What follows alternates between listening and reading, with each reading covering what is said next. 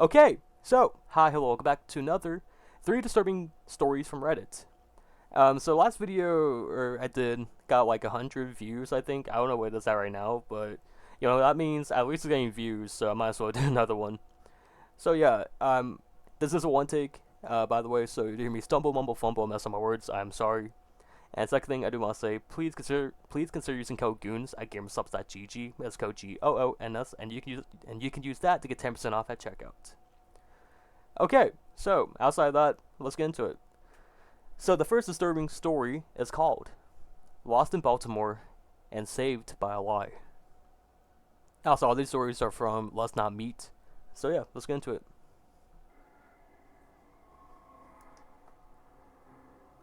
When I was 19 in the early 90s, my brother and his wife were newly married and living in Baltimore. I was from Maryland, but have not yet spent time in that city. I knew it was totally safe in parts, but I also knew that I was just going straight to my brother's and sister's-in-law's house, so I will be fine. Until I turned onto the wrong street. This was MLK Boulevard. And back then, it was a stretch of abandoned gas stations, sketchy bars, boarded-up houses, and a few people were walking in the middle of the street, drinking out of paper bags. I knew that I had messed up, and instead of freaking out and getting more lost, I pulled into an abandoned gas station, and there was a bank of payphones, and I parked about 10 feet from them. I hopped out of my car, and I went to go call my brother. He was impatient at first because he knew the city quite well, but it was my first time driving in it, and I was trying to write down his directions as he gave it to me. Just then, something caught my eye. I looked over at my car, and 3 men were leaning against it. 2 on the passenger side, and 1 on the driver's side front door. They were all just staring at me, with their arms crossed. I started to silently cry. Thankfully, I had my sunglasses on. My brother heard me sniffing and said, "Why are you upset? I'm giving you directions." But I couldn't tell him what was going on, as the men were within earshot. I got the rest of the directions and put them in my pocket. I then walked over to my car. The man leaning against my door reached up and wiped the tears from one cheek. Then he said, "Why are you crying, baby? Nothing bad has happened yet." Without even thinking about it, I responded, fully sobbing now. I I just shot my boyfriend and I'm in a lot of trouble. The cops are. And that's all I got out. The 3 men had all taken off in separate directions, all at full sprints, away from me. If I had been gifted with that lie from my guardian angels or whoever saved my ass that day, who knows what would happen. Dudes, I no longer live in Maryland, but let's not meet again. So, that was the first Let's Not Meet story. All these are based off of true events, so yeah. And I don't really, yet again, I'm still kind of like unsure, because at the end of creepypasta stories, I usually narrate after, or like I say some stuff after. I don't really have anything, so let's move on. This one is called "She Came Through My Ceiling." This just happened a few days ago, and I'm extremely shaken up. Here's some backstory to this. I live on the second floor of a third-level apartment. We have a crawl space that connects all the apartments, and we aren't sure why it's there, but we all have stuff in it. And none of us will ever even attempt to go inside of it, so we still felt pretty safe.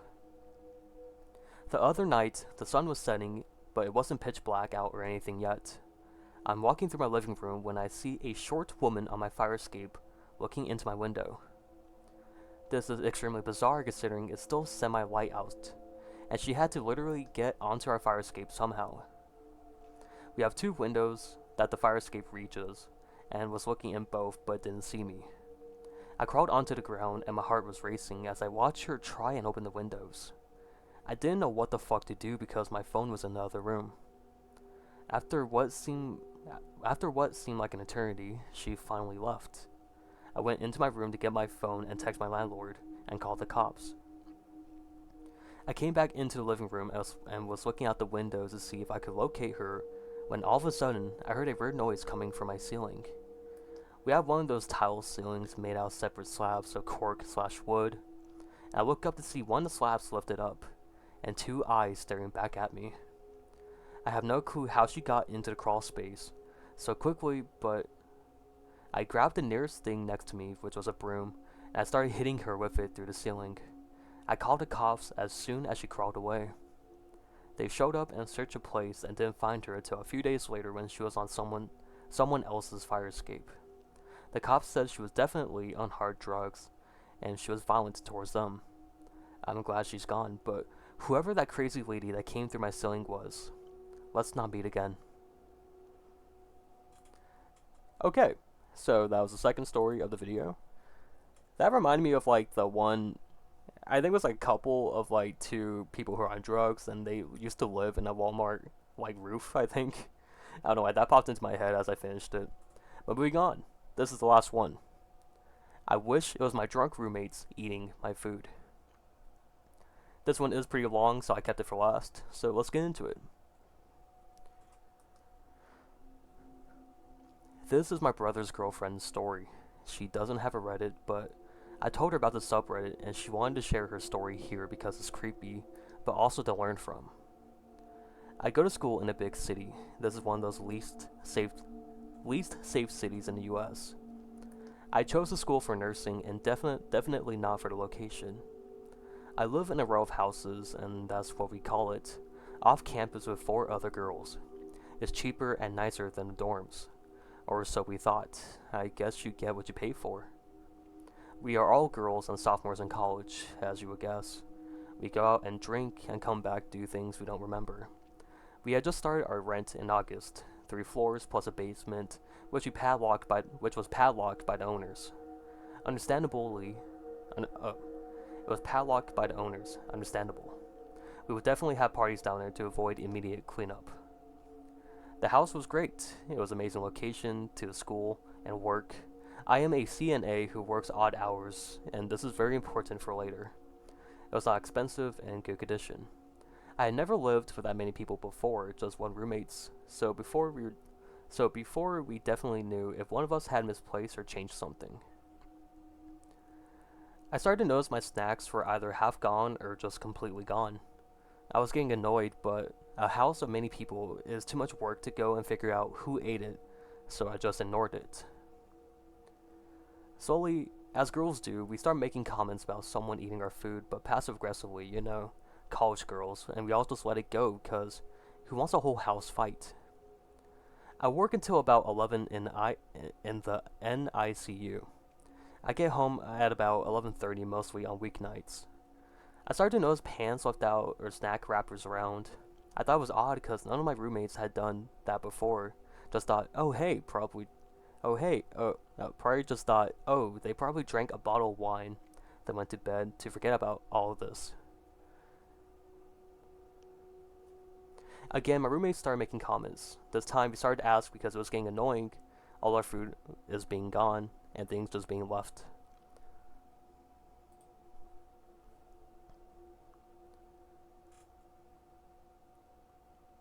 I knew it was one of them, but who wants to admit they ate someone else's snacks in college? Snacks are a high commodity. We chalked it up to the girl who always smokes and eats her weight in food. She swore it wasn't her. This went on for about 2 months. It got more obvious someone was clearly taking everyone's food. Definitely the girl that always smokes. I see her eat a whole snack pantry in a night. I wish it was her. One night at work, I was about to get off, but a situation happened, and I didn't end up leaving until 12:30. I took the bus home, and I carry a pepper spray, taser, and a pocket knife, so don't worry about that. I got home and I was about to collapse, and I wanted to go to bed ASAP. I walked in the front door, and the stairs are directly in front of you. You can also see down the side into the kitchen. I walked in, I saw someone in the kitchen, but I was way too tired to say hi, thinking in could end in like a 30-minute conversation about nothing. So I went straight upstairs. When I got to the second floor, I noticed all my roommates' doors were closed, which always means that they were either in the room for the night or asleep. I got a weird feeling and something just clicked. They were all asleep, right? I texted our house group chat asking if anyone has been in the kitchen. I felt stupid for even asking. 2 responded no, and they said the other 2 had been asleep. I knew it wasn't any of my roommates in that moment. I dialed 911, but didn't press call. I crept into my roommate's room, across the hall, and thankfully, or maybe not thankfully, she didn't have her door locked. I whispered, telling her that I think someone is in the house. She gave me the wildest eyes ever and almost looked like she was going to cry. She didn't suspect anything like I had, but for reference, a very bad area, as in there was a shooting in the house 2 doors down only weeks earlier by an intruder. She mouthed to make a call, and the whole time we were dead silent. We didn't hear anything at all. I was starting to think I was seeing things after such a long day at work, and was regretting that I dialed, thinking I'm going to look like an idiot when they show up, and I was just overtired and dreaming. We explained what's going on, and they said they will send someone ASAP, and that actually does mean right away since it is a big and dangerous city. The police showed up, and I didn't want to go downstairs, but the operator confirmed it was them, so I did. But the whole time, I could swear the operator could hear my heart beating. The police came in and looked around. I'm thinking, oh my god, I look so dumb. They asked if there are any other floors, and we tell them technically the basement, but it's padlocked, so really no. They checked the basement just in case, and well, yeah, they're right. A man had been living in a padlocked basement. The lock was pulled off the hinges and just kind of propped against the wall.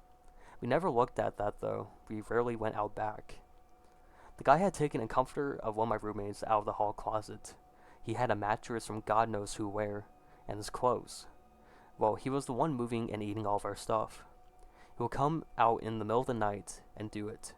He started getting more comfortable. I don't know if he was drugged and forgot to clean his tracks, or if he just didn't really care. Me and my roommates have pretty consistent schedules during the week, probably letting him think that any time after about 12 was a good time to come out. We never slept with our individual doors locked, and that what freaks us out the most.